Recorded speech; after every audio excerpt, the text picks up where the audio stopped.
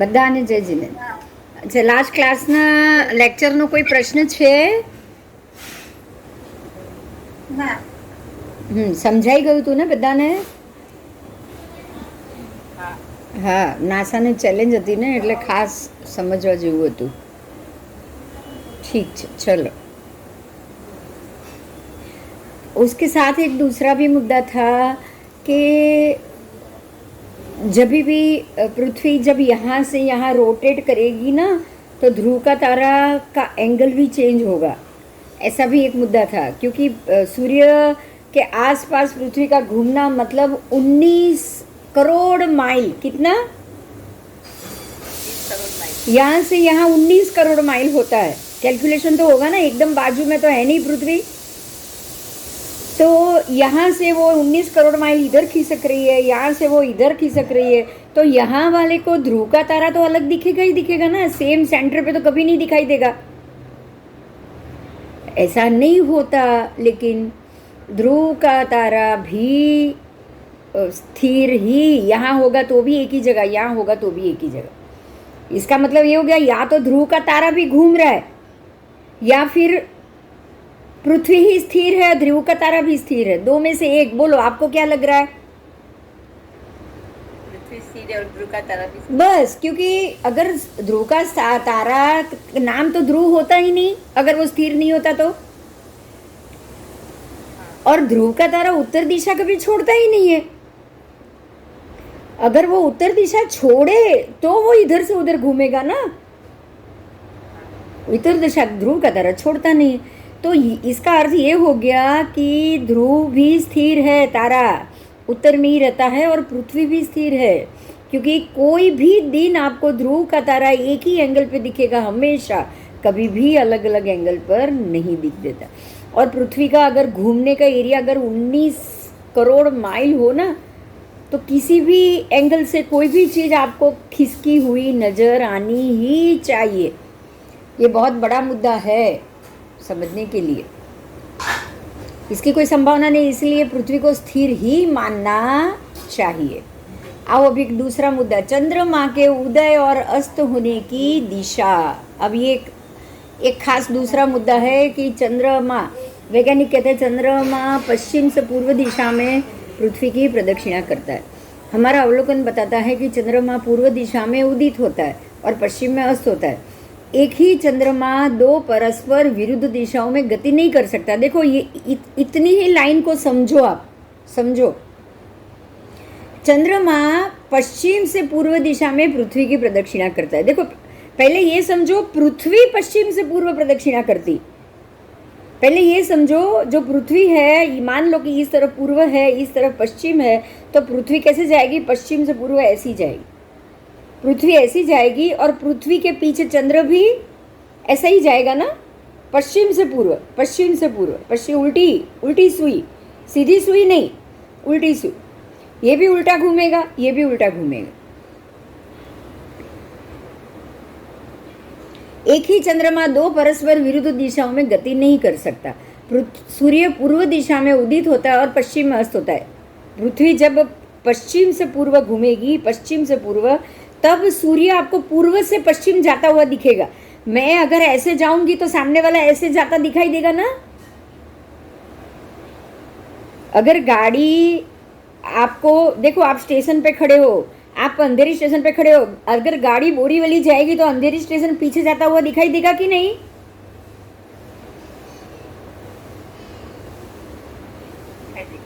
हाँ.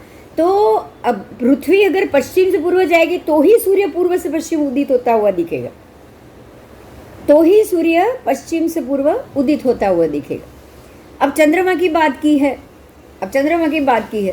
पृथ्वी अगर पश्चिम से पूर्व में घूमती है, पृथ्वी को पश्चिम से पूर्व की ओर घूमते हुए अगर आपको दिखाना है, तो चंद्रमा को भी पश्चिम से पूर्व की ओर गति करते हुए बताना पड़ेगा. आज का विज्ञान बताता है कि चंद्रमा पृथ्वी के चारों ओर घूमता है. इस मान्यता के कारण ही चंद्रमा की गति के बारे में इतनी उलझन उत्पन्न हो गई है कि ये उलझनें सिद्ध करती है वैज्ञानिकों की मान्यता कि पृथ्वी घूमती है पूरी तरह से भूलयुक्त है. देखो, अभी यहाँ ध्यान दो, ये मुद्दे पे ध्यान दो. देखो यहाँ आपको चंद्र और पृथ्वी का पिक्चर भी बताया है, दिख रहा है ना सबको। आओ, ये सारे चंद्र के पिक्चर हैं, ये सारे नीचे पृथ्वी है। देखो सूर्य पूर्व से उदित होता हुआ दिख रहा है। अब सूर्य पूर्व से उदित होता हुआ दिख रहा है तो सूर्य तो पश्चिम से पूर्व की ओर जा रहा है, ये तो बात सही है ना, हम रोज देखते हैं ना। और चंद्र भी पश्चिम से पूर्व में ही तो जाता है कि और कोई दिशा बदलता है? नहीं, चंद्र भी पश्चिम में उदित होता है, पूर्व में अस्त होता है। जैसे सूर्य वैसे ही चंद्र। सूर्य आपको पूर्व दिशा से उदित दिखेगा तो बराबर चंद्र भी पूर्व से ही उदित दिखेगा, पश्चिम में अस्त होता हुआ दिखेगा। अब आपको यहाँ ये मुद्दा है कि पृथ्वी, देखो पृथ्वी घूम रही है पश्चिम से पूर्व, उल्टी घूम रही है। इनके कहने के हिसाब से पृथ्वी उल्टी घूम रही है, तो चंद्रमा पश्चिम से पूर्व घूमे, चंद्रमा पश्चिम से पूर्व घूमे, तो पूर्व से उदित कैसे होता दिखाई देगा?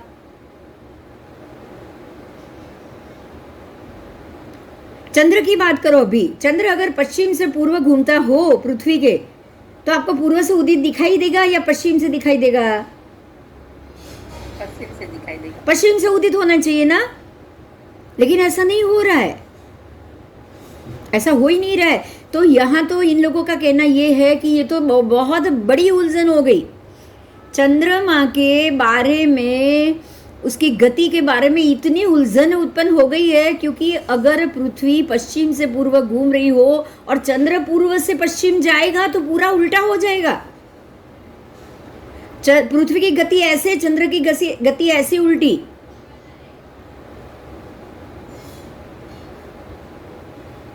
इसकी जगह पे हमको क्या करना है?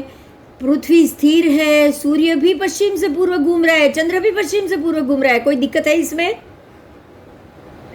सारे ग्रह भी पूर्व से पश्चिम घूम रहे, पूरे नक्षत्र तारा मंडल जो घूम रहे हैं सारे पश्चिम से पूर्व, पूर्व से पश्चिम घूम रहा है, सारे पूर्व से पश्चिम घूम रहा है, कोई भी पश्चिम से पूर्व घूम ही नहीं रहा है, उल्टा कोई घूम ही नहीं रहा है। यहां किया क्या? पृथ्वी को भी उल्टा घुमाया है, साथ में चंद्र को भी उल्टा घुमाया, सारे ग्रह नक्षत्र को उल्टा घुमाया, क्योंकि सारे ग्रह नक्षत्र पूर्व से ही उदित हो रहे, पश्चिम में जा रहे।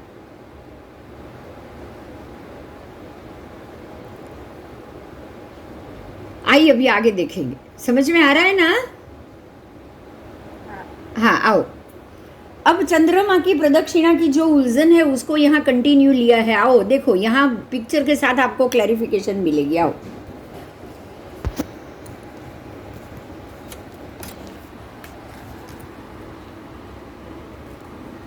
चंद्रमा की प्रदक्षिणा के बारे में जो बड़ी उलझन है उसका डिस्कशन किया है। आज के वैज्ञानिक ने हमें ये समझाने की कोशिश की है कि पृथ्वी के चारों ओर चंद्रमा को एक प्रदक्षिणा पूरी करने में 28 दिन लगते हैं। पृथ्वी के चारों ओर जब चंद्रमा एक प्रदक्षिणा पूरी करता है तो 28 दिन लगते हैं। देखिए, ध्यान दीजिएगा, लेकिन पृथ्वी तो 24 घंटे में एक बार घूमती है, बराबर? तो चंद्रमा तो इसीलिए आपको हर 24 घंटे में दिखाई देता है। तो अभी चंद्रमा की भी दो गति है क्या?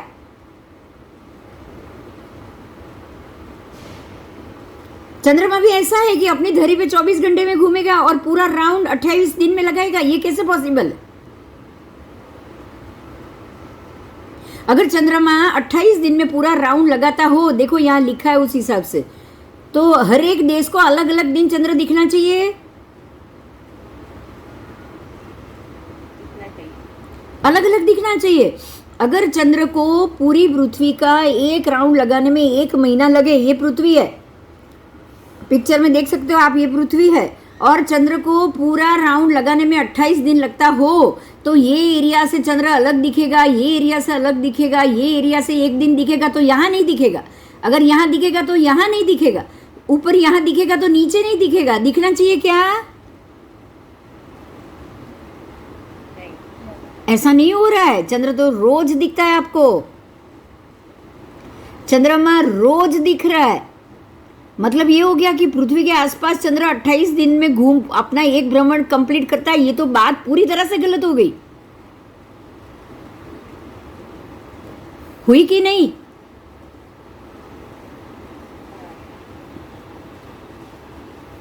ये बात तो पूरी तरह से गलत हो गई।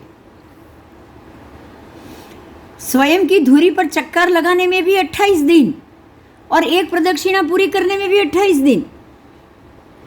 चंद्रमा 2 गति कर रहा है लेकिन दोनों की स्पीड एक ही है, अपनी अपनी गति पे भी पूरी करेगा 28 दिन में। चंद्रमा पृथ्वी की परिक्रमा भी 28 दिन में एक बार करेगा। अगर 28 दिन में एक बार वो पृथ्वी की परिक्रमा कर रहा हो ना, तो हर दूसरे दिन चंद्र आपको दिखेगा ही कैसे, एक ही जगह से।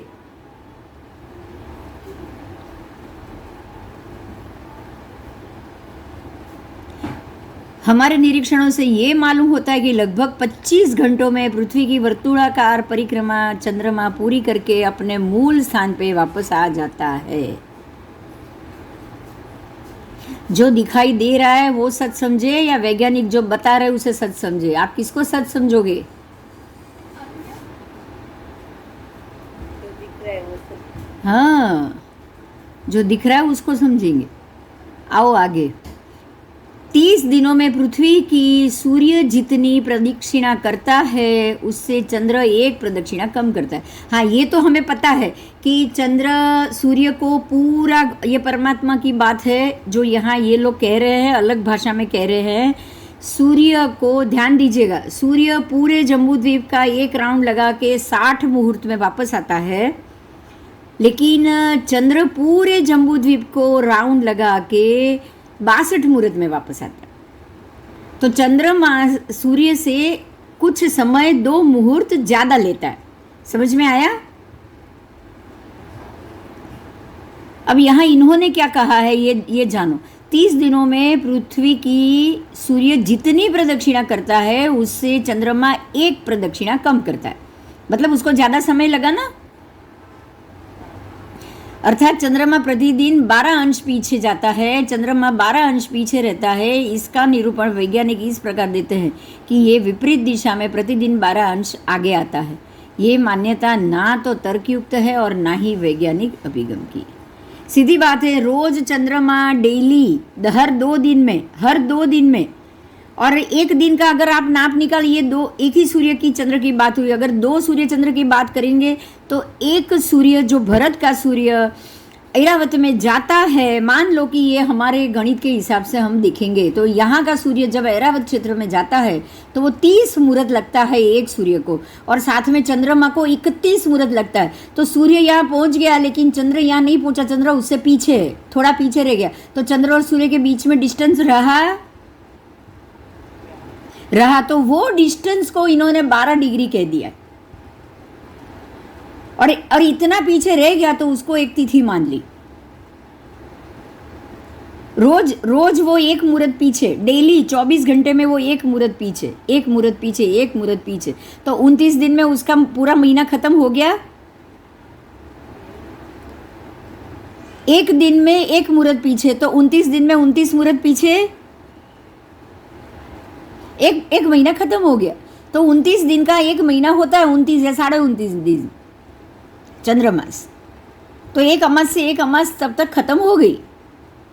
तो ये जो गणित है, जो आगम का गणित है, उसमें सूर्य चंद्र दोनों पृथ्वी बीच में है, नीचे जमीन पे सूर्य चंद्र दोनों घूम रहे हैं। सूर्य रोज 30 मुहूर्त में पहुंचेगा लेकिन चंद्र एक मुहूर्त बाद में पहुंचेगा, एक मुहूर्त पीछे रह जाएगा। दूसरे दिन सूर्य वापस यहाँ से घूम के यहाँ पहुँच गया, चंद्र यहाँ रहा, या तीसरे दिन चंद्र और यहाँ ऐसे देखो, यहाँ होते होते वापस न्यू मुंडे आ गया, अमास हो गई। जितना पीछे रहेगा वापस सूर्य उतना यहाँ आगे तक आ जाएगा। आ गया तो अब सूर्य चंद्र वापस यहाँ इकट्ठे हो गए एक महीने बाद, तो वो अमास हो गई। पहले ये नक्षत्र में इकट्ठे हुए थे, अब ये नक्षत्र में इकट्ठे हुए, उसके बाद ये नक्षत्र में इकट्ठे होंगे। दिख रहा है ना मेरा कर्सर? उसके बाद ये नक्षत्र में इकट्ठे होंगे, दिख रहा है? ऐसे एक नक्षत्र आगे जाता जाएगा। ऐसे ही पूरा सूर्य का एक राउंड खत्म होगा। बस इतना इजी गणित है। लेकिन इन्होंने पृथ्वी को घुमाया, चंद्र को घुमाया, पूरा मलिया मेट करके रख दिया सब सिचुएशन को। इतना इजी गणित। सूर्य चंद्र दोनों साथ में निकले हैं। सूर्य ने, देखो ये अमास है, मान लो कि ये न्यू है, न्यू मुंडे, ये अमास है। अमास के बाद जब वो दोनों निकलेंगे, जब भी निकलेंगे तभी सूर्य रोज एक मुहूर्त आगे, चंद्र पीछे, एक मुहूर्त आगे, चंद्र पीछे, एक मुहूर्त आगे, ऐसे ऐसे ऐसे बराबर 30 दिन के बाद वापस देखो यहाँ बिल्कुल अमास आ जाएगी, जब दोनों साथ में होंगे। पहले ये नक्षत्र में हुए, अब ये नक्षत्र में अमास होगी, अब ये नक्षत्र के बाद ये नक्षत्र में अमास होगी, क्योंकि सूर्य भी आगे आगे घूमेगा, सूर्य भी आगे आगे घूमेगा। इसीलिए सूर्य चंद्र दोनों पूर्व से पश्चिम जाएंगे। पृथ्वी जमीन पे स्थिर है, पृथ्वी भी स्थिर है, उत्तर दिशा भी चार चार स्थिर है, उत्तर दिशा में रहा ध्रुव तारा भी स्थिर। क्लियर हो गया ना? हाँ, कोई प्रश्न है तो पूछ लेना।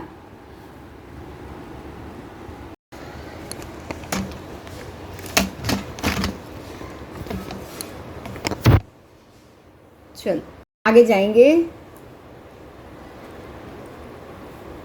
देशांश वर्तुलाकार नहीं है, अब देशांश की बात की है।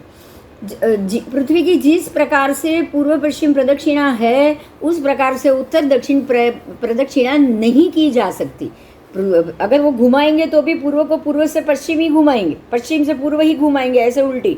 लेकिन कभी भी ऐसे उत्तर दक्षिण ऐसे गोल नहीं घुमाएंगे, इस तरह से वो गोल कभी नहीं घुमा पाएंगे।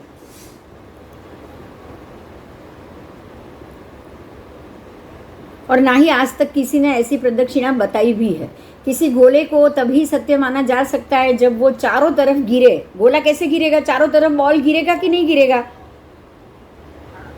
इधर भी। अच्छा, आप गोले को कैसे, बॉल को कैसे मानोगे? आप यहां से यहां जा सकते हो तो यहां से यहां भी जा सकते हो कि नहीं जा सकते हो?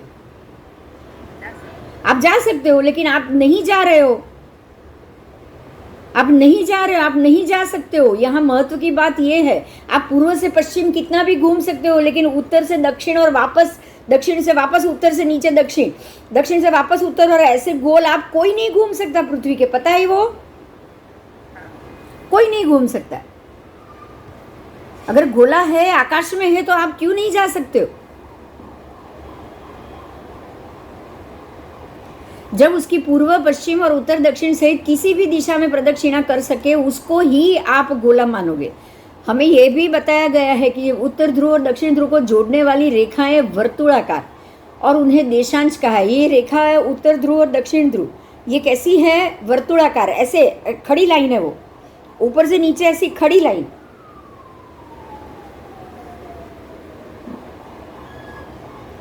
वास्तव में ये रेखा वर्तुलाकार है ही नहीं, ऐसे गोल है ही नहीं। देखो, एक मिनट में आइए, एक मिनट है, मैं कुछ, ये गोला अक्षांश कैसे हैं? दिख रहा है ना सबको? देखो, उत्तर से दक्षिण, आप ये देखो, उत्तर से दक्षिण अगर रेखांश उतरेगा तो यहां से ऐसे भी वापस जाएगा ना, वर्तुलाकार, है कि नहीं? जो रेखांश जो यहां से यहां उतरेगा तो वो यहां से यहां वापस जाएगा कि नहीं जाएगा? तो इसको वर्तुलाकार बोला है ना, कि ऐसा पूरा होना चाहिए, लेकिन ऐसा नहीं है, ऐसा नहीं है। सिर्फ जैसे ऐसी चीरी है, मैं आपको बताऊं, खाली ऐसी चीरी है, यहां से यहां उतर रहा है, बस यहां से यहां वापस नहीं जा रहा है। अब ये क्लियर हुआ? आप यहां से यहां वापस नहीं जा सकते। अभी रुकिए, एक मिनट रुकिए। अगर आप वापस नहीं जा सकते हो तो आपके रेखांश कैसे होने चाहिए? ऐसे होने चाहिए। आप यहां से यहां तक आओ, बस यहां से नीचे ना जा पाओ। ये जमीन का भाग, अंदर का, पृथ्वी के अंदर का। समझ में आ रहा है अभी पृथ्वी कैसी होगी? पृथ्वी ऐसे जमीन पे है, ये पृथ्वी के अंदर का भाग है, और पृथ्वी ऐसी जमीन पे है। पूरा जम्बूद्वीप बराबर मध्य में से 1,1000 योजन ऊंचा, और कोने में नीचा। यहाँ से आप धीरे धीरे धीरे धीरे ऊपर चढ़ोगे, यहाँ से नीचे उतरोगे, यहाँ से ऊपर चढ़ोगे, यहाँ से नीचे उतरोगे। बोलो, होगा कि नहीं होगा ऐसा? बताओ तो। होगा। होगा, क्लियर एकदम? अब यहाँ हमें समझना ये है कि यहाँ उत्तर दिशा नीचे, दक्षिण दिशा नीचे हो गई, और धीरे धीरे धीरे धीरे आप अगर भरत क्षेत्र में आओगे, इतना ही भरत क्षेत्र है, ज़्यादा नहीं है, सिर्फ इतना। तो यहाँ आते आते आते उत्तर दिशा ऊंचाई पे आ गई कि नहीं आ गई? सभी दिशा में सबसे ऊंची दिशा कौन सी? उत्तर। इसीलिए हमेशा उत्तर दिशा को ऊपर बताया जाता है, ये तो पता है ना। आप किसी भी कांटे में देखोगे ना, डिजाइन भी देखोगे ना किसी भी बुक में, तो हमेशा नॉर्थ ऊपर बताए और एरो ऊपर बताया, ऊपर कभी पूर्व दिशा नहीं बताई। और ऊंचाई के कारण सारा जो चुंबकीय ध्रुव है वो सीधा ऊपर जाता है। उत्तर ध्रुव का तारा है ऊपर से, उत्तर ध्रुव का तारा ये सारे चीज को खींच के रख रहा है। अगर ये भी बात मानोगे तो भी पॉसिबल है। और उत्तर दिशा ऊंचाई के कारण हर एक चीज को अपनी तरफ खींच के रखती है, ये भी पॉसिबल है कि नहीं? पॉसिबल। ऐसा नहीं है कि उत्तर ध्रुव में चुंबकीय है सत्व, ये भी खाली पॉसिबल नहीं कर सकते अपन। उत्तर सब कुछ खींच रहा है। उत्तर ध्रुव का तारा तो बहुत दूर है हमसे। कितना दूर है? बहुत दूर है। तो हमारे यहाँ से सुई उधर ही बता रही है। इतने दूर होने के बावजूद हो सकता है उसी का चुंबकीय ध्रुव हो, लेकिन ये भी तो हो सकता है कि ऐसे भी चुंबकीय ध्रुव हो, क्योंकि ऊंचाई पे है। एक मिनट। उत्तर दिशा, उत्तर ध्रुव ऊंचाई पे है, यही कारण है कि हमें जो भी यहाँ तक, जो भी आप उसको चुंबकीय बोलोगे या चुंबकीय ध्रुव बोलोगे, उसका कारण ही उसकी ऊंचाई। और मेरू पर्वत सबसे ज़्यादा चुंबकीय तो मेरू पर्वत है। मेरू पर्वत को मध्य में रख के ही पूरे ज्योतिष चक्र घूम रहा है, बराबर ना। और जम्बू के चारों जो 4 विभाग हुए, पूर्व महाविदे, पश्चिम महाविदे, फिर भरत क्षेत्र और ऐरावत क्षेत्र, सबके उत्तर की तरफ, सब में उन्होंने उत्तर की तरफ क्या दिया है? ध्रुव तारा। सबने अपने उत्तर की तरफ ध्रुव तारा दिया। आप अगर वैसे देखने जाओ तो महाविदे, पूरे जम्बू की दृष्टि से तो महाविदे में तो पूर्व और पश्चिम में ध्रुव का तारा आ गया, और भरत क्षेत्र में दक्षिण में ध्रुव का तारा आ गया। मेरू से अगर देखोगे तो, आप मेरू से देखोगे तो ध्रुव का तारा चारों दिशा में आ गया, लेकिन हर एक क्षेत्र के उत्तर में ही है, बराबर। हर एक क्षेत्र से वो उत्तर में ही है। इसीलिए उत्तर में चुंबकीय ध्रुव है। मेरू पर्वत और मेरू के पास रहा ये ध्रुव तारा, दोनों उसके कारण है, बराबर। आओ, तो देशांश ऐसी दक्षिण, यहाँ से यहाँ जोड़ा है और ये रेखा है, तो ये वर्तुलाकार नहीं है, इसलिए इसको ऐसे ही समझना है। ये ऐसे ही जमीन पे, ये वर्तुलाकार नहीं है, तो ये आकाश में नहीं है, ये गोला ही नहीं है। गोला होता तो देशांश भी वर्तुलाकार होता, ये कंफर्म है। अगर पृथ्वी गोले के रूप में होती तो देशांश वर्तुलाकार ही हो जाते, बराबर। आओ,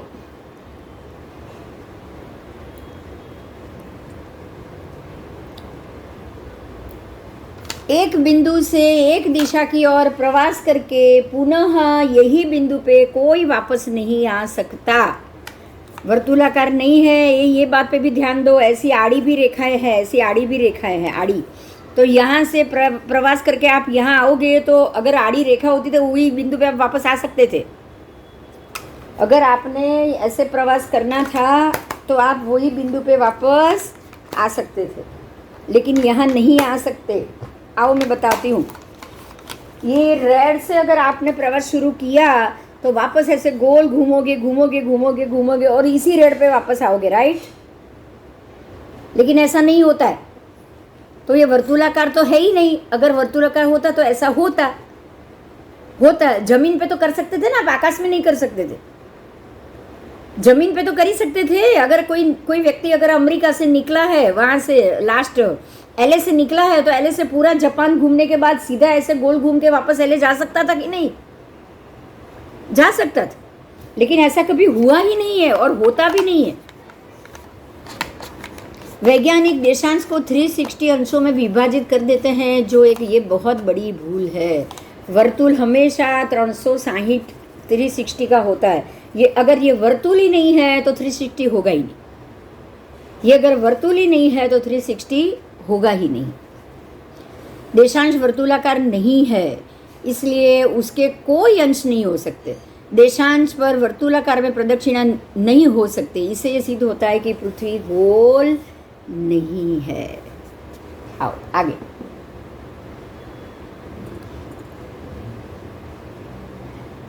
ध्रुव का तारा नीचे खिसकता जाता है।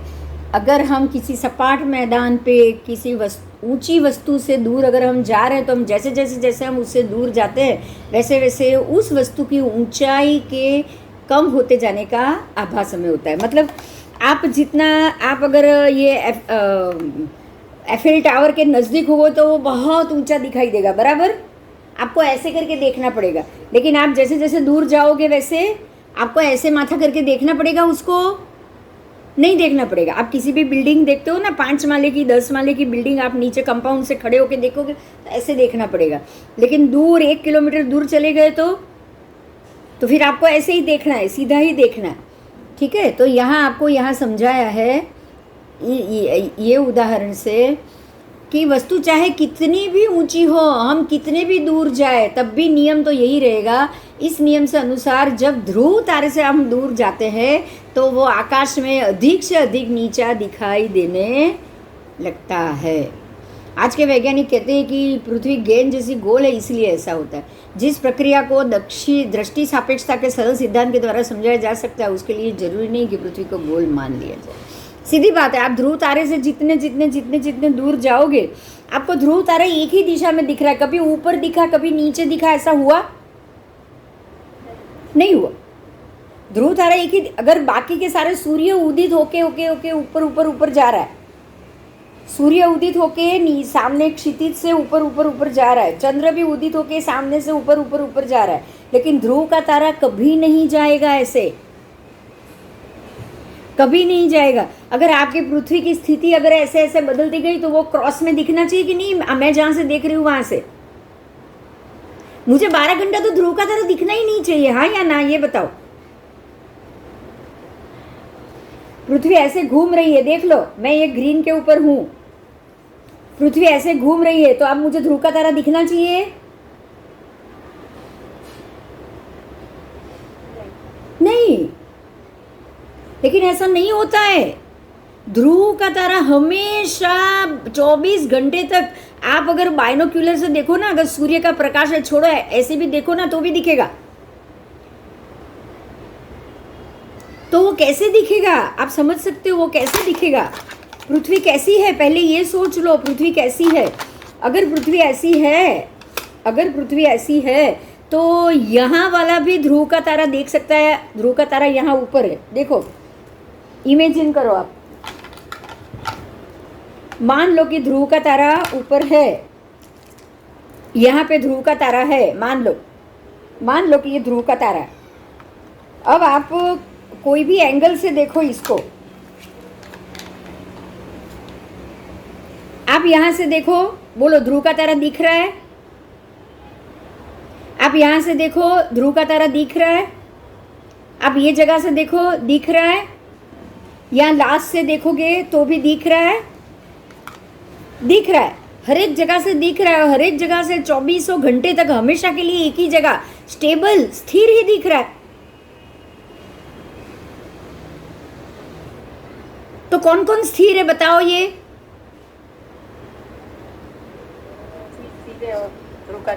भी स्थिर है और ये भी स्थिर है। अगर ये भी घूमती ना, ये स्थिर होता, ये घूमती ना तो भी नहीं दिखाई देता। और अगर ये स्थिर है और ये भी ऐसे घूमता तो, उदय होता तो ये भी नहीं दिखाई देता। मतलब ये हो गया, ये भी स्थिर है, ये भी स्थिर है, तो अब घूम कौन रहा है? जो उदित होते हैं और जो अस्त हो जाते हैं वो सब घूम रहे हैं, बराबर। जो चीज दिख रही है और बाद में दिखाई देना बंद हो रही है वो ही घूम रही है ना। हाँ, आओ।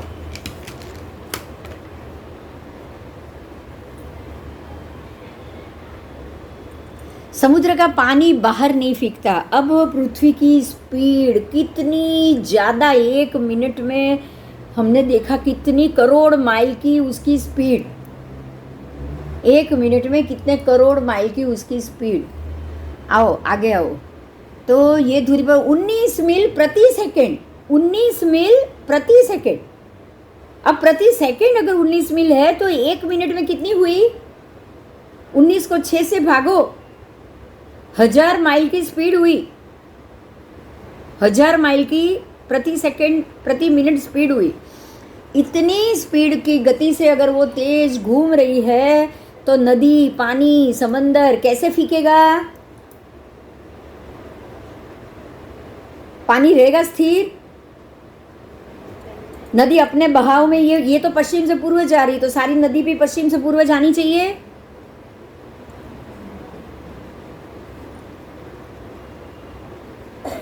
अगर आप किसी चीज को गोला बनाओ बर्फ के, आपने जैसे बर्फ गोले खाते हैं ना, बर्फ गोला कैसे खाते हैं हम, ऐसे ही इसको गोला बनाओ और फिर वो गोले को वो स्पीड से गोल घुमाओ, तो मालूम पड़ेगा कि जब ये इतनी स्पीड से घूम रहा है ना, तो चारों तरफ की हवा, ये टकराना, अगर कोई चीज़ ऊपर रखोगे तो वो स्टेबल रह भी नहीं पाएगी, मकान तक स्टेबल नहीं रह पाएगा। पानी की बात तो छोड़ दो,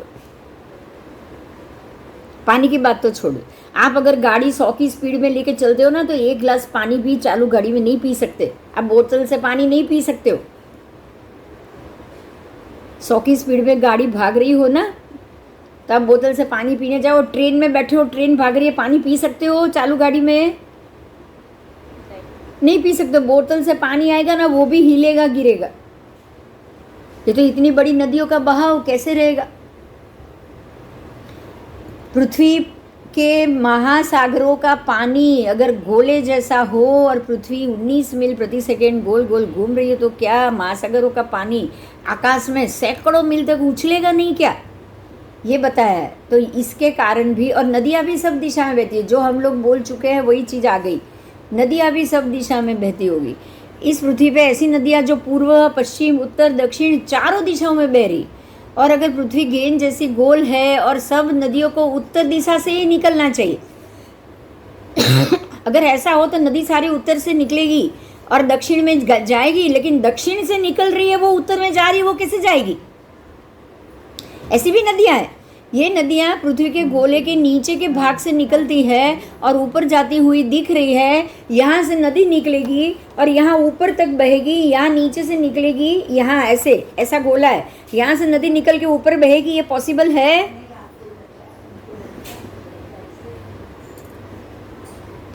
है पॉसिबल? ये तो बिल्कुल पॉसिबल। और ये भी चढ़ान चढ़ना, how it is possible? How it is possible?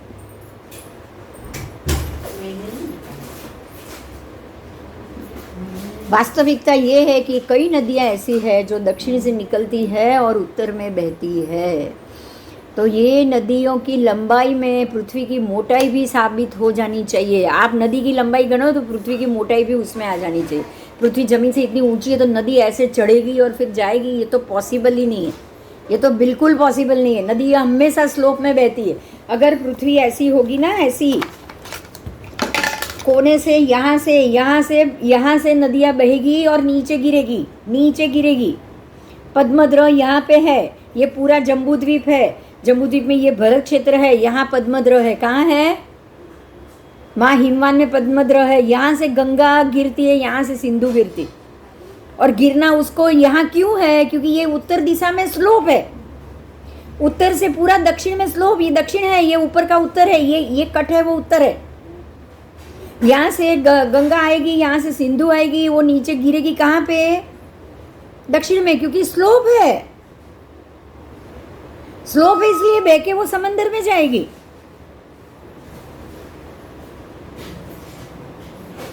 यहाँ से ऊपर कैसे चढ़ेगी नदी कोई भी?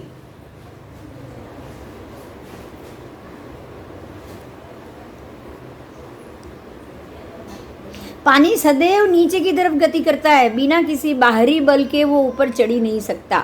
पृथ्वी गेंद जैसी गोल हो तो नदियों को पहाड़ी पर चढ़ना पड़ेगा, ये बिल्कुल संभव नहीं है। ये बहुत अच्छी बात। बहुत सारी ऐसी बातें हैं कि खाली पृथ्वी को घूमती हुई बता देने से कुछ भी क्लियर नहीं होता है।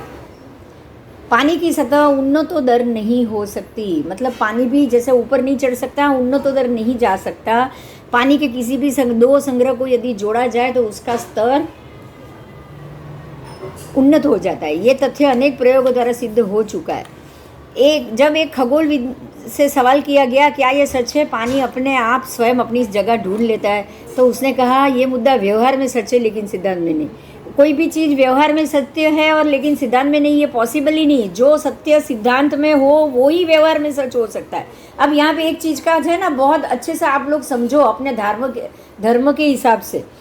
ये निश्चय नहीं और व्यवहार नहीं की बात आई। निश्चय नहीं हमेशा सिद्धांत है। आपको एक बात को समझना है कि हमेशा सिद्धांत ही सच होता है, व्यवहार नहीं। जानते हो कि नहीं? ये जानते हो कि नहीं? हाँ, अगर व्यवहार भी सच होने लगा ना तो ये जो भी जज लोग जो भी जिसको भी कैदियों को फांसी की सजा देते हैं ना, तो उनको कोई पनिशमेंट ही नहीं मिलती। अगर व्यवहार भी सच होने लगा तो निश्चय से कोई किसी को नहीं मार सकता है, किसी को पनिशमेंट नहीं देनी चाहिए। ये निश्चय है, ये सिद्धांत है। सिद्धांत के हिसाब से आप किसी को भी मरने की सजा नहीं कर सकते हो।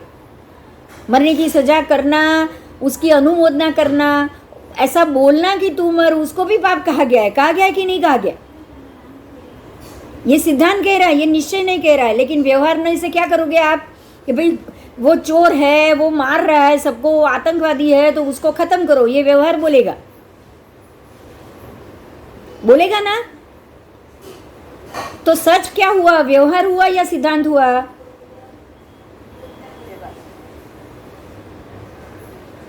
आपको कैसे जीना चाहिए? व्यवहार से जीना चाहिए, सिद्धांत से जीना चाहिए?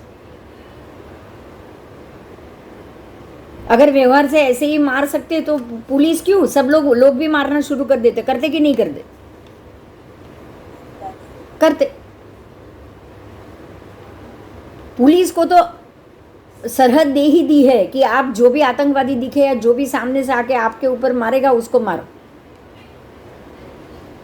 उनको भी हिदायत होती है कि कोई मारेगा तो मारो, स्व बचाव के लिए। लेकिन ऐसे ही किसी को मारो, ऐसी हिदायत होती है क्या? और जनरल पब्लिक को किसी को भी मारने की छूट है? तो व्यवहार अलग अलग हुआ। ध्यान दो, व्यवहार पुलिस के लिए अलग हुआ, व्यवहार आतंकवादी के लिए अलग हुआ, व्यवहार लश्कर के लिए अलग हुआ, और व्यवहार लोगों के लिए अलग हुआ। तो जो अलग अलग सिद्धांत है वो सच होगा या एक ही सिद्धांत सच होगा? हाँ, अलग अलग। निश्चय ही सच है। निश्चय से आप किसी को नहीं मार सकते। बस आप अपनी सहूलियत के लिए पुलिस को छूट दे दो आतंकवादी को मारने की, लोगों को छूट ना दो, ये सब आपके आपके आपके अपने अपने विचार है। लेकिन निश्चय ही सच है, किसी को भी नहीं मारना चाहिए। अगर ये निश्चय पे आतंकवादी भी चलते तो कोई आतंकवादी होता? अगर निश्चय पे पूरी दुनिया चलना शुरू कर ले तो क्या कोई भी आतंकवादी होगा? कोई भी ऐसी व्यक्ति होगी जो दूसरे को मारेगी? बताओ, होगी? तो जो निश्चय है ना वही सही है। आप कहोगे अब यहाँ पे देखो वही मुद्दा है कि भाई नदी की बात की। अब नदी की बात में भी सिद्धांत ये है कि नदी का एक ही तरफ सतह रहता है, पानी का एक ही सतह पर रहता है। पानी एक ही लेवल पे रहेगा। पानी कभी भी ढोलाव पे गिर जाएगा या ऊपर नहीं चढ़ पाएगा, वो एक ही सतह पे रहेगा। ये निश्चय है। तो व्यवहार में ये चीज़ बदल सकती है क्या? आप बोलोगे व्यवहार में वो नीचे नहीं गिरेगा, ऊपर की तरफ जाएगा, ये पॉसिबल है? नहीं पॉसिबल। आप अगर व्यवहार में मोटर बिठा दो, पावर से उसको ऊपर उछालो, जैसे कि फुवारा, तो वो नीचे से ऊपर उछलता है। क्यों? अंदर मोटर बिठाइए ना, हवा का दबाव देते हो ना आप, तब वो उछलता है ना, बाकी नहीं उछलेगा। तो व्यवहार सच है या निश्चय सच है? निश्चय, आप निश्चय ही बोलोगे, पानी का स्वभाव ही नहीं है ऊपर उछलना। इसीलिए निश्चय जितना सच होता है व्यवहार में कभी भी सच्चाई नहीं होती है। ध्यान देना ये बात पे। अगर पानी नीचे से ऊपर उछल रहा है, जरूर नीचे कोई बात होगी, जरूर नीचे एयर का प्रेशर जा रहा होगा, हवा का प्रेशर जा रहा होगा। ये है ना, समंदर में, लवण में कलश, पाताल कलश 1-1 लाख योजन के हैं और उसमें 1 लाख योजन तक हवा और पानी भरा हुआ है, इसीलिए समंदर उछलता है। मालूम है ना ये? अगर ये हवा और पानी 1 लाख योजन तक नहीं होता, अंदर कलश नहीं होता 1 लाख योजन का, तो क्या समंदर उछलता? नहीं उछलता। नॉर्मल आप ग्लास में पानी भर के रखो, उछलता है? नहीं। आओ, अंतरिक्षीय पदार्थ गोल ही है। यूरोप के स्कॉडलर नाम के खगोल शास्त्री ने अपनी एक पुस्तक बुक ऑफ नेचर में तर्क दिया है कि हम देखते हैं आकाश में स्थित सूर्य, चंद्र, ग्रह, नक्षत्र, सारे पदार्थ गोल, तो हम निसंदेह कह सकते हैं कि पृथ्वी भी गेंद जैसी गोल है। आओ, अभी उन्होंने ये सोच लिया कि पृथ्वी गोल है, उन्होंने कोई आकृति से नहीं सोचा है, उन्होंने ये सोच लिया कि अगर पृथ्वी आकाश में है तो वो गोल। समझ में आया? अगर उन्होंने उनको ये बताया होता कि पृथ्वी आकाश में नहीं है तो वो ये बोल सकते थे कि हाँ उसका आकार अलग होगा, फिर गोल होगा, वो नहीं है।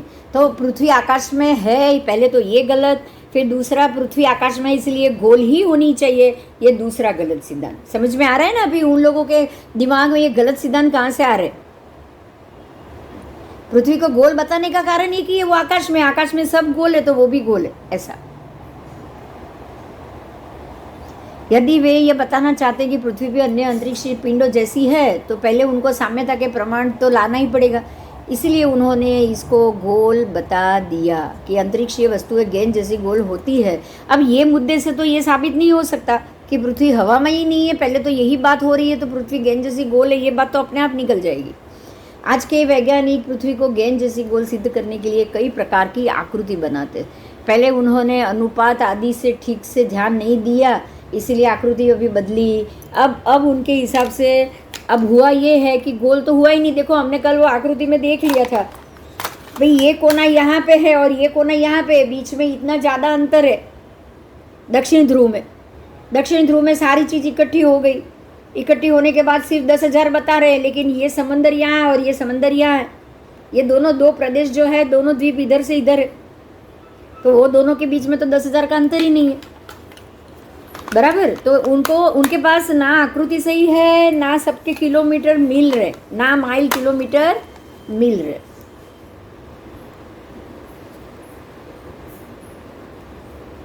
आओ, इस चित्र में एक जहाज को एक वक्र रेखा पर 4 विभिन्न स्थलों पे दर्शाया गया है। आओ, ये चित्र को समझेंगे, समझने जैसा है, उसको हम समझेंगे। आओ,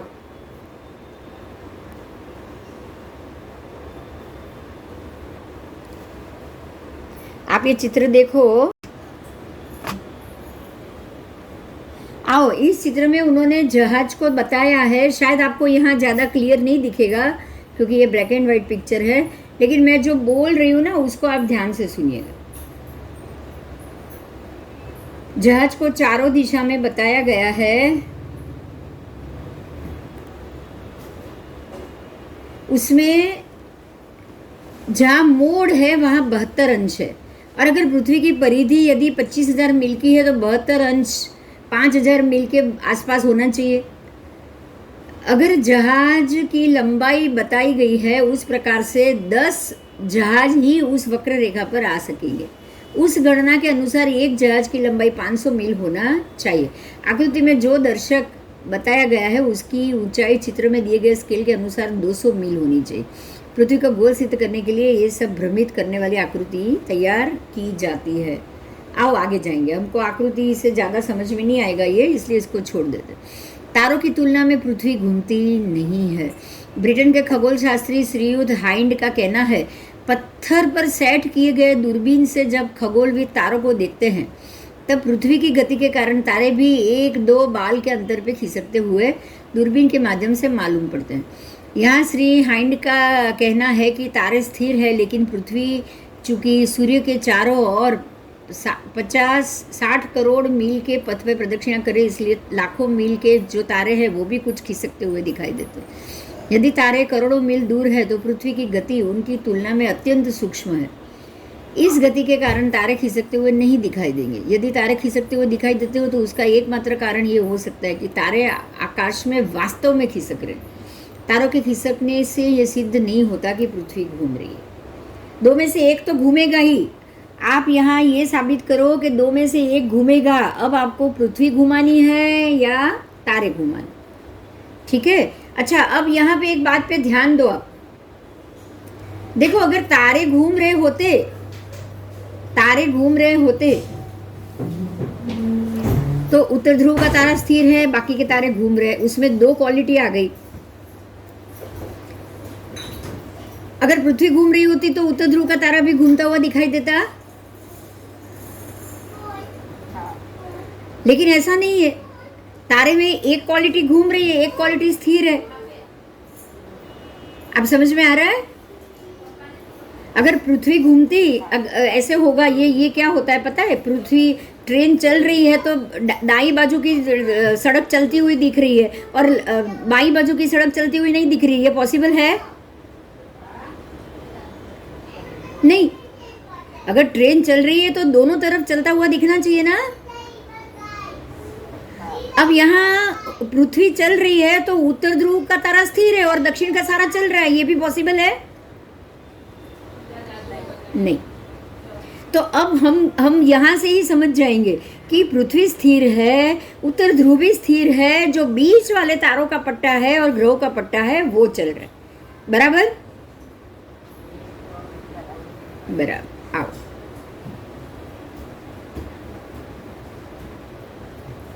अब चीन की दीवार की बात की है। ये देखो, यहाँ पिक्चर है चीन की बड़ी दीवार का, दिख रहा है ना, चाइना वॉल मैप।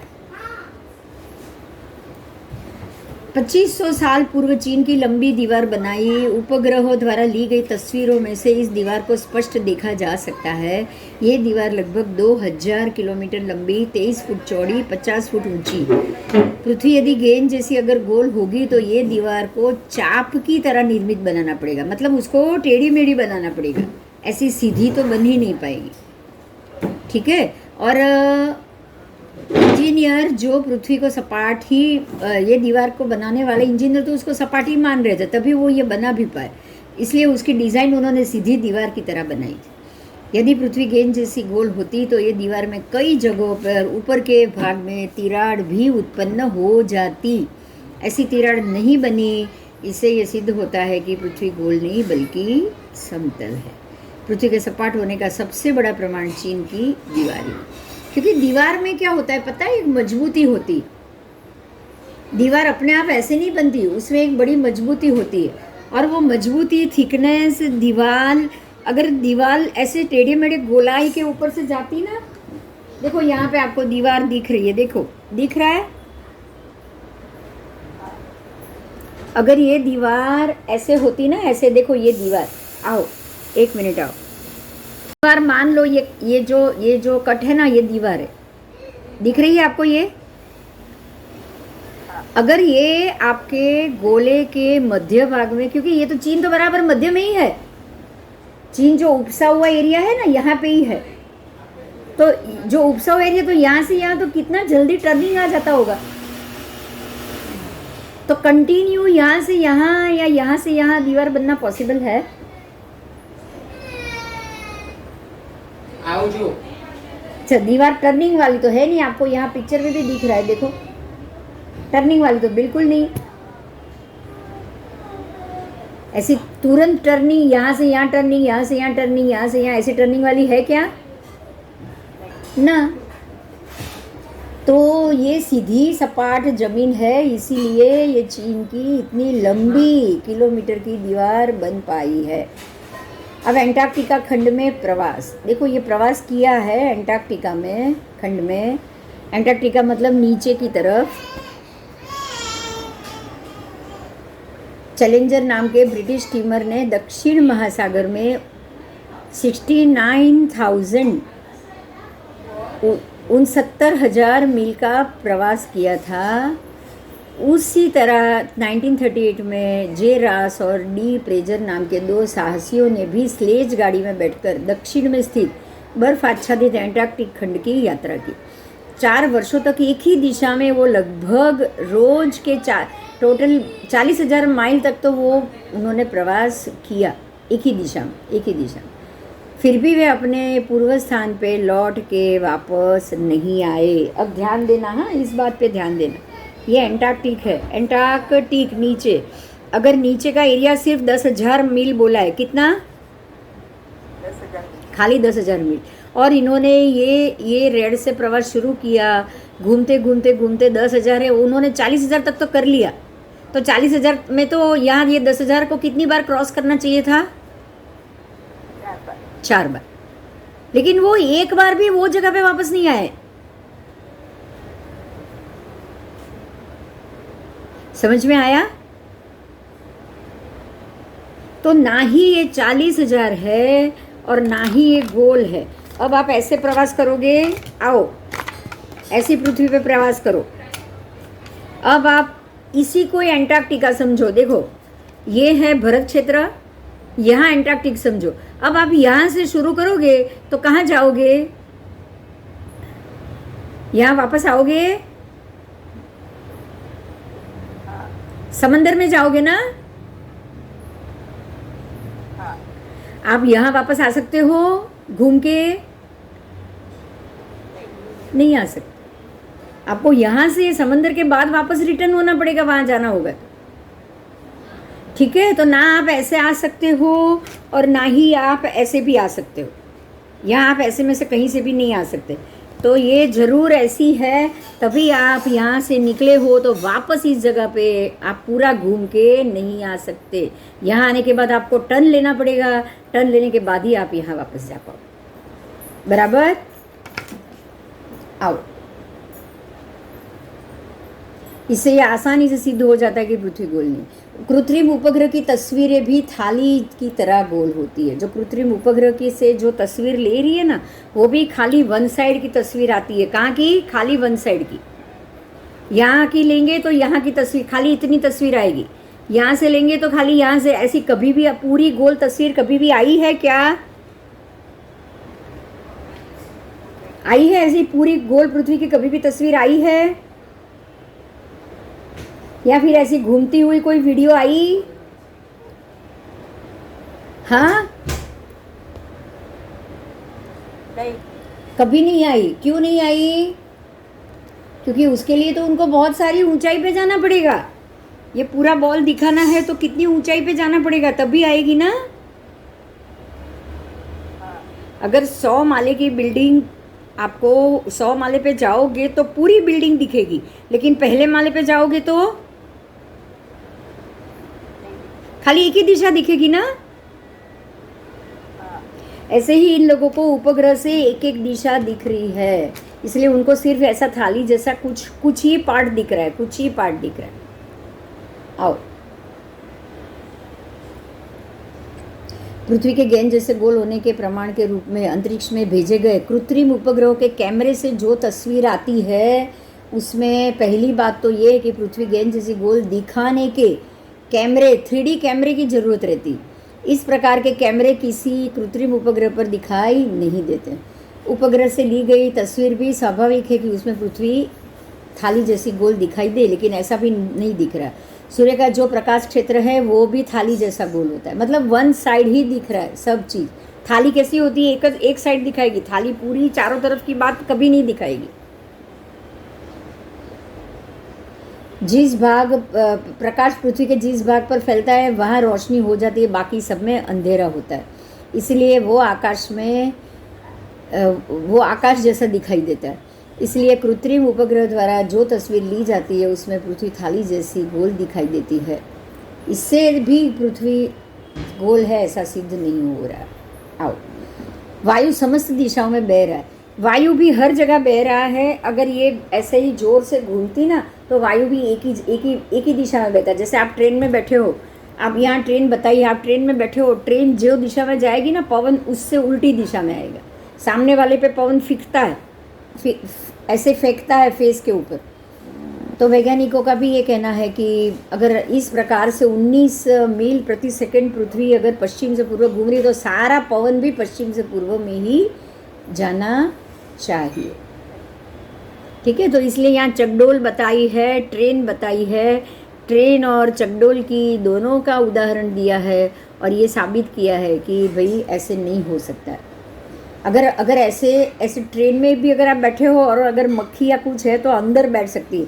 अगर बाहर अगर आपके बाहर ऐसे हाथ पे कोई मक्खी जाके बैठेगी, आप बाहर हाथ निकालोगे, हाथ पे कोई मक्खी बैठ पाएगी तब? अगर ट्रेन फास्ट चल रही है तो आपके चेहरे पे बैठ सकती, क्योंकि अंदर हवा नहीं है, बाहर है जो घूमने की तेज हवा के कारण। तो पृथ्वी अगर ऐसे फास्ट भागेगी तो कोई भी मच्छर आजू बाजू के हवा के वातावरण में रहने चाहिए? नहीं रहने चाहिए, बिल्कुल नहीं रहने चाहिए। पृथ्वी की गति की गणना नहीं की जाती। अब यहाँ क्या है, समंदर के अंदर सबमरीन टॉर्पीडो द्वारा जब स्टीमर को डुबाना होता है, टॉर्पीडो छोड़ा जाता है, स्टीमर को डुबाना होता है, तो टॉर्पीडो को सीधे बोर्ड की दिशा में नहीं छोड़ा जाता। ये भी ध्यान दो आप, उसको सीधे बोर्ड की दिशा में नहीं छोड़ा जाता। टॉर्पीडो की गति और बोर्ड की गति की गणना करके टॉर्पीडो को सतह पर पहुंचता है, क्योंकि बोट कहाँ होगा उसके अनुसार ही टॉर्पीडो छोड़ा जाता है। इसी प्रकार स्वयंवर में मत्स्यवेद जब किया जाता है तो पृथ्वी पर से तोप का गोला छोड़ के किसी विमान को यदि उड़ाना हो तो गोला छोड़ने से पहले विमान की गति और पृथ्वी की गति की भी गणना लेनी चाहिए। कोई भी तोप चालक विमान की गति के साथ पृथ्वी की तोप की गणना नहीं लेता, फिर भी तोप के गोले से वो विमान को नष्ट कर देता है। देखो ये बहुत अच्छी बात की है, पृथ्वी और तोप को स्थिर मान के ही गोला छोड़ा जाता है। आओ आओ इस चीज़ को हम जानेंगे। आओ, अगर आप ये मत्स्यवेद की बात की है और उसकी बात की है, उसमें किसकी गणना गिनते हैं? वो जो मछली घूम रही है उसकी, बराबर। अगर टॉर्पीडो छोड़े, वो पिक्चर अगर आपने देखा होगा तो टॉर्पीडो वाला, टॉर्पीडो अगर छोड़ा जाता है तो सामने जो बोट चल रही है उसकी स्पीड से छोड़ा जाता है ना, कि पृथ्वी चल रही है वो स्पीड से। अगर कोई इंसान गोली छोड़ेगा, किसी के ऊपर गोली छोड़ेगा तो क्या लेगा? वो उड़ते हुए पक्षी पे गोली छोड़ेगा तो पक्षी जो गति से उड़ रहा है वो देख के गोली छोड़ेगा ना। हाँ हाँ, अगर कोई विमान उड़ रहा है, विमान को आपको उड़ाना है तो विमान की स्पीड से नक्की करोगे ना कि विमान अभी अभी मैं यहाँ से गोली छोड़ूंगा तो विमान पहुंचे उससे पहले मैं नाप से गोली छोड़ूं, ऐसा ही होगा ना। उसमें पृथ्वी की गति नोंद ली जाती है क्या साथ में? यहाँ ये बात बताई, इससे भी ये साबित होता है कि भाई पृथ्वी स्थिर है। आओ,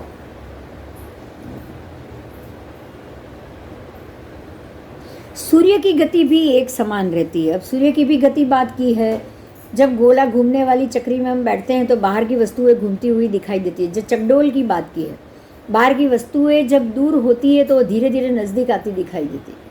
वे वस्तुएं जब नज़दीक आती है तो तेज़ी से गुजरती हुई दिखाई देती है। चक्री की गति समान होने पर भी ऐसा होता है। यदि पृथ्वी सूर्य के चारों ओर घूमती है तो हमें सुबह सायंकाल सूर्य की गति कम दिखनी चाहिए और दोपहर में सूर्य की गति अधिक दिखनी चाहिए। हाँ आओ, ये भी बहुत अच्छी बात। देखो सुबह तो सूर्य दूर है, उदित हो रहा है, लेकिन दोपहर में तो आपके माथे पे है, माथे पे है, तो माथे पे जब आप जो नज़दीक आ रहा है तो उसकी गति फास्ट नहीं होनी चाहिए दिखने में। दूर की गति तो मालूम ही नहीं पड़नी चाहिए आपको। दूर की गति नहीं पता चलती, लेकिन जब नज़दीक से जाए तो उसकी स्पीड मालूम पड़ती है ना। लेकिन ऐसा सूर्य में नहीं होता है, ऐसा सूर्य के साथ नहीं हो रहा है। सूर्य की तो उदित की भी स्पीड, मध्य की भी स्पीड, एंड की भी स्पीड एक जैसी।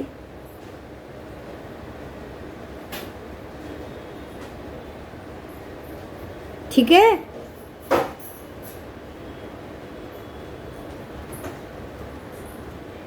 गुलेल और डोरी, ये भी उदाहरण उचित नहीं है। गुलेल और डोरी की बात की है। सूर्य के चारों और ग्रहों के परिभ्रमण को समझने के लिए गोफण का उदाहरण दिया जाता है। मुझे नहीं पता था। हाँ, आप ध्यान से ये भी सुनो। सूर्य के चारों ओर ग्रह घूम रहे हैं, गोफण की तरह घूम रहे हैं, उसको भी देखेंगे। गोफण में पत्थर रख के एक व्यक्ति डोरी के द्वारा उसे गोल गोल घुमाता है, ऐसे गोल गोल गुलेल को ऐसे गोल घुमाया जाता है। उसके उसके तथा उन पर किन किन बलों का प्रभाव होता है। गोफण चलाने वाले का शरीर पत्थर को दूर धकेलने की कोशिश करता है। आप जोर से घुमाओगे तभी वो दूर तक जाएगा ना।